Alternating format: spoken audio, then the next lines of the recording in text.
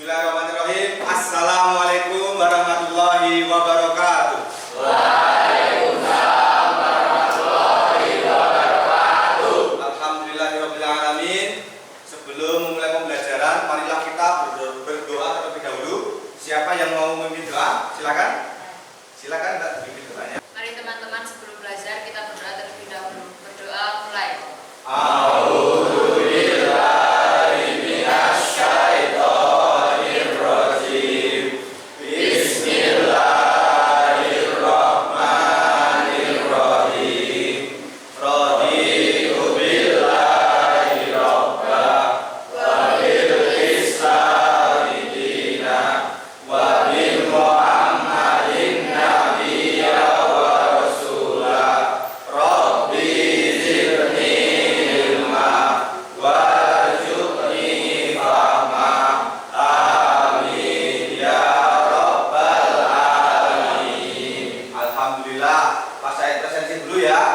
Siapa yang hari ini tidak hadir?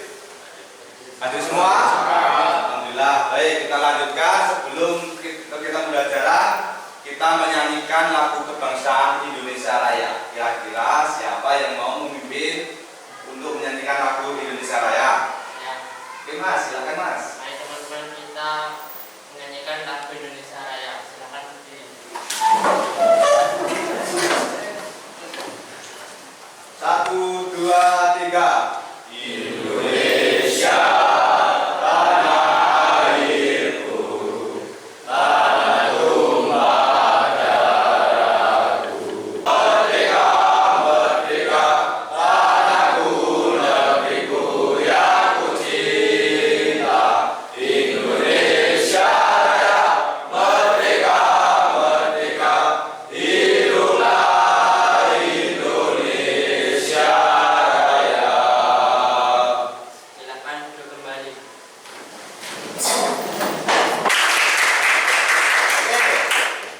Hari ini tujuan pembelajarannya sudah Pak Said sharekan melalui grup WA. Oleh karena itu, kira-kira siapa yang mau menyampaikan atau mengutarakan tujuan pembelajaran pada hari ini? Silakan Mbak Yumi.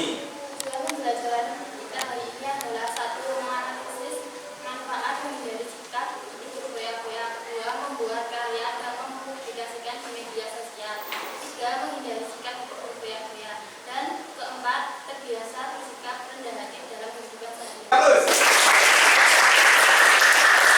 Oke, semuanya sekarang kita membuat kelompok terlebih dahulu menjadi 4 kelompok. Yang pertama, kelompok pertama ada di sebelah utara pojok timur. Kemudian kelompok kedua ada di sebelah utara pojok barat. Kelompok ketiga ada di sebelah selatan pojok barat. Kelompok keempat ada di sebelah selatan pojok timur.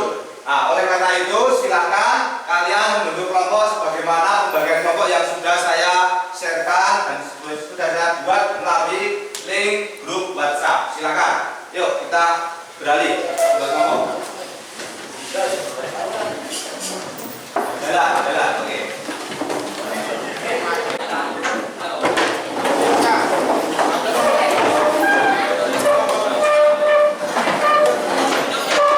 Yuk kita sedikit dulu supaya tambah semangat belajarnya. Tepuk pagi, siang, sore, dan malam. Tahu ya? Tepuk pagi itu berapa kali itu kan? 1 kali. Kemudian tepuk siang berapa? 2. Tepuk sore berapa? 3. Tepuk malam berapa? 4. Oke, kita lakukan mulai dari sekarang. Pagi, siang, sore, malam, sore, siang. Pintar, tepuk tangan semuanya. Oke, hari ini Pak Said punya konsep materi yang mana tujuannya pembelajaran tadi sudah disampaikan oleh Mbak Izumi. Materinya Pak Said buat dan sudah Pak Said rekam melalui video di YouTube. Oleh karena itu saya sharekan melalui link WA. Oleh karena itu silakan dibuka masing-masing di grup WhatsApp-nya link tersebut. Yuk dibuka.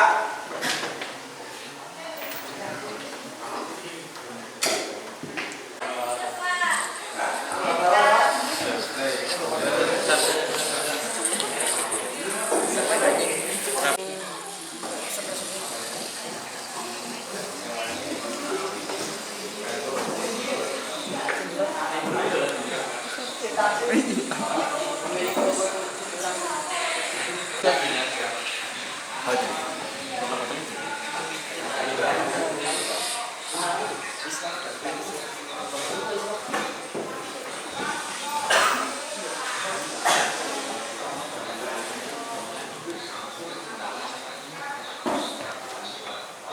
semuanya? Ya. Baik, kita lanjutkan. Kalau sudah menelaah dan memahami materi yang Pak Said sampaikan melalui video di grup WhatsApp, di YouTube. Lalu langkah selanjutnya Pak Said mau ngasih nih lembar kerja peserta didik. Oke, silakan nanti diidentifikasikan masalah yang ada di internet, silakan mencari bebas. Kemudian kalian mencari dan menganalisis masalah yang sudah diidentifikasikan, kemudian memberikan solusi. Solusinya berupa produk. Nah, produknya nanti ditampilkan saat presentasi di kelas. Paham semuanya? Ada yang ditanyakan? Oke, baik, silakan. Mbak, dapat topik tentang apa? Korupsi untuk foya-foya. Korupsi untuk foya-foya. Terus apa yang diidentifikasikan dari masalah tersebut? Pertama, identifikasi masalah korupsi yang dilakukan oleh Gubernur Papua Lukas NMB yang mana hasilnya dikorupsinya digunakan untuk foya-foya. Kedua, pertanyaan masalah, mengapa Lukas NMB rela korupsi untuk berfoya-foya? Oke, ada dua ya, ada identifikasi, ada pertanyaan masalahnya. Bagus. Nanti silakan dianalisis. Sudah selesai analisisnya juga? Kelompok 1 sudah dapat topik tentang apa? Sudah, Pak. Jadi di sini kelompok 1 mendapatkan topik tentang menjual perabot rumah demi foya-foya bersama wanita, Pak. Menjual perabot rumah demi foya-foya bersama wanita. Ya, Pak. Oke, apa yang diidentifikasikan dari topik tersebut? Jadi kelompok 1 telah mengidentifikasi masalahnya. Yang pertama, pemuda jual perabot rumah orang tua hingga genting rumah demi foya-foya bersama wanita. Oke, Yang pertanyaan kedua, masalahnya? pertanyaan masalahnya adalah mengapa seorang pemuda rela menjual perabot rumah orang tua demi foya-foya bersama wanita. Oke, sudah sampai ke tahap analisis itu ya? Sudah, Pak. Bagus. Coba salah satu dibacakan analisisnya tentang apa itu? Dari analisis masalah, faktor penyebab pemuda foya-foya adalah 1. Gaya hidup hedonistik. Pemuda tersebut mungkin mengadopsi gaya hidup hedonistik di mana kepuasan pribadi, Baik. kesenangan, dan Bisa dipresentasikan di depan kelas ya? bisa, Pak. Oke, faktor penyebab pemuda foya-foya. Bagus sekali. Ya, kita lanjutkan nanti di kelas. Pakai untuk berfoya-foya dan berjudi. Baik, kelompok ini sudah dapat dan sudah dikerjakan. Topiknya tentang apa, Mbak? Penggelapan uang untuk berfoya-foya. Penggelapan uang untuk berfoya-foya. Pertanyaan masalahnya apa? Mengapa pemuda rela menggelapkan uang untuk berfoya-foya? Oke. Apa ini namanya? Mengapa? Mengapa AS rela menggelapkan uang untuk berfoya-foya? Oke, ada seorang pelaku yang rela menggelapkan untuk berfoya-foya. Baik, nanti siap untuk dipresentasikan ya. Kelompok ini sudah dapat bahwa oke, topiknya tentang apa, Mas? ART gadaikan emas majikannya untuk judi dan foya-foya. Oke, ART menggadaikan emas majikannya untuk foya-foya. Ya. Nanti siap presentasi ya. Siap. Apakah sudah selesai semua mengerjakan tugasnya? Oke, ada yang sudah, ada yang belum. Baik, yang sudah silakan dipresentasikan hasil pekerjaannya. Kelompok berapa dulu? Kelompok 1 dulu ya. Oke, silakan dipresentasikan kelompok 1. Presentasikan. Topik menjual perabot rumah demi foya-foya bersama wanita.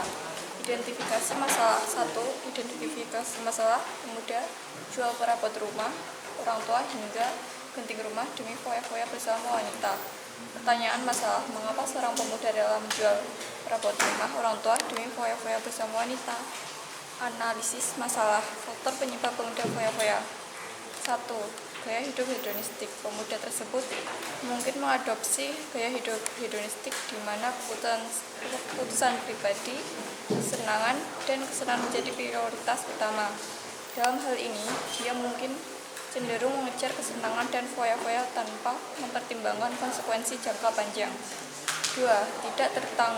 tidak memiliki tanggung jawab finansial. Mungkin pemuda tersebut belum menyadari atau tidak mempertimbangkan dampak keuangan jangka panjang dari tindakannya. Dia mungkin tidak memiliki tanggung jawab finansial yang signifikan, seperti membayar tagihan atau mempertahankan keberlanjutan keuangan untuk masa depan. 3. Pengaruh lingkungan atau teman. Pemuda tersebut mungkin terpengaruh oleh lingkungannya atau teman-teman yang mendorong perilaku konsumtif dan hedonistik. Pengaruh dari teman-teman atau lingkungan dapat memainkan peran besar dalam pembentukan perilaku seseorang. Ketidakmatangan atau kekurangan pemahaman. Pemuda tersebut mungkin belum matang secara emosional atau belum memahami sepenuhnya dampak dari tindakannya. Kekurangan pengalaman atau pemahaman mengenai konsekuensi jangka panjang dapat menyebabkan keputusan yang impulsif. 5. Pengaruh hubungan dengan wanita. Keterlibatannya dengan wanita mungkin juga memainkan peran dalam keputusan dan perilakunya. Kemungkinan adanya dorongan untuk memperlihatkan atau mempertahankan gaya hidup tertentu untuk mendapatkan perhatian atau pengakuan. Solusi: membuat konten video dakwah menghindari perilaku israf dan tazkir untuk mencegah timbulnya keinginan korupsi dan melalui TikTok. Adapun videonya, dakwah menghindari perilaku israf dan tazkir untuk mencegah timbulnya keinginan korupsi melalui TikTok.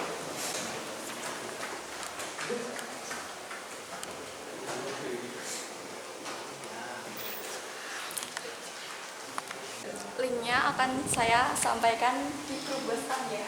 Beri aplaus untuk kelompok 1. Sekarang ke kelompok 2. Siapa yang mau presentasi? Yuk silakan berdiri, presentasikan di depan kelas.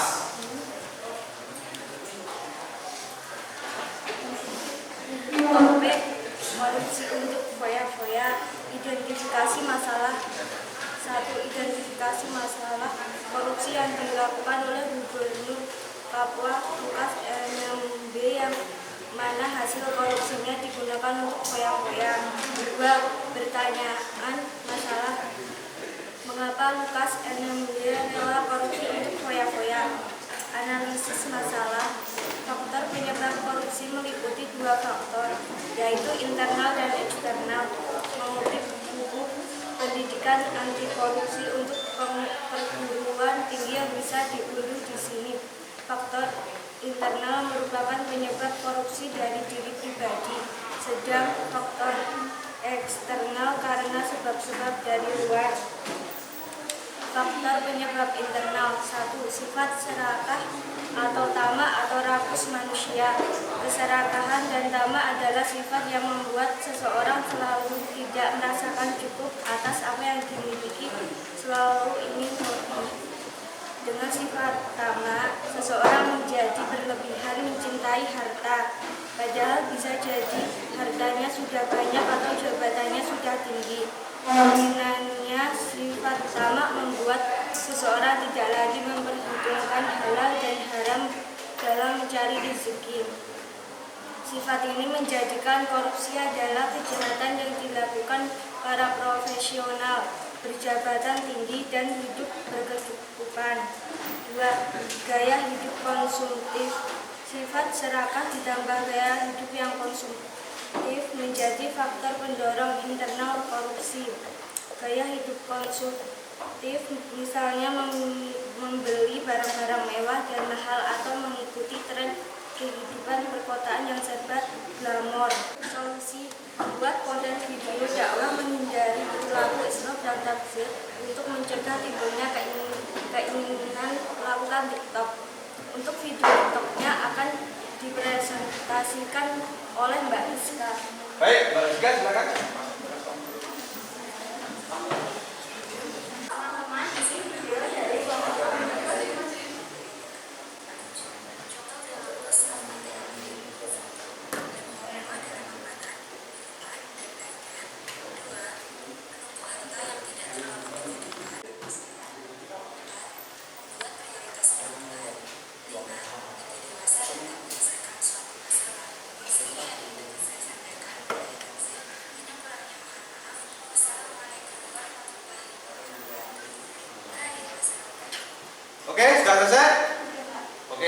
kita beri aplaus untuk kelompok 2. Ternyata luar biasa, kalian sudah dapat mengidentifikasikan sebuah masalah dan mencari topiknya, kemudian mencari sebuah pertanyaan tentang masalah tersebut, kemudian menjawab dengan menganalisis masalah yang sudah diidentifikasikan, bahkan sampai ke tahap memberikan solusi. Tidak hanya sampai ke solusinya, tetapi juga membuat produknya. Oke, semuanya tepuk tangan untuk kelas yang luar biasa. Kita lanjutkan, nanti kalian mengerjakan sebuah tes pilihan ganda dan refleksi. Linknya akan saya sharekan melalui grup WhatsApp. Silakan dibuka terlebih dahulu. Jangan di-share sebentar.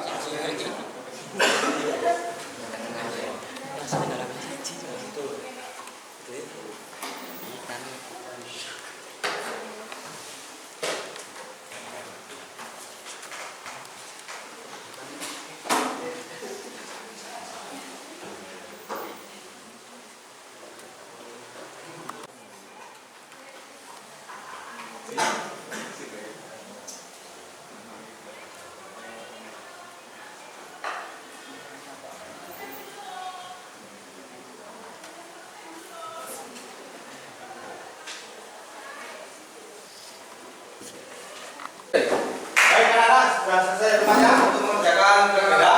Sudah. Baik, saya cek terlebih dahulu ya. Coba.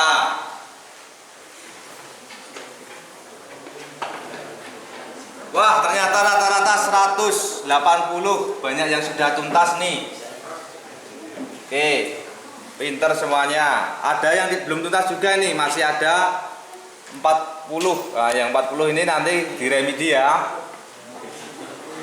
Banyak yang sudah tuntas, kemudian yang belum tuntas nanti silakan pelajari selanjutnya apa yang belum dipahami. Kita nanti ketemu lagi ya, akan kita remedi ya.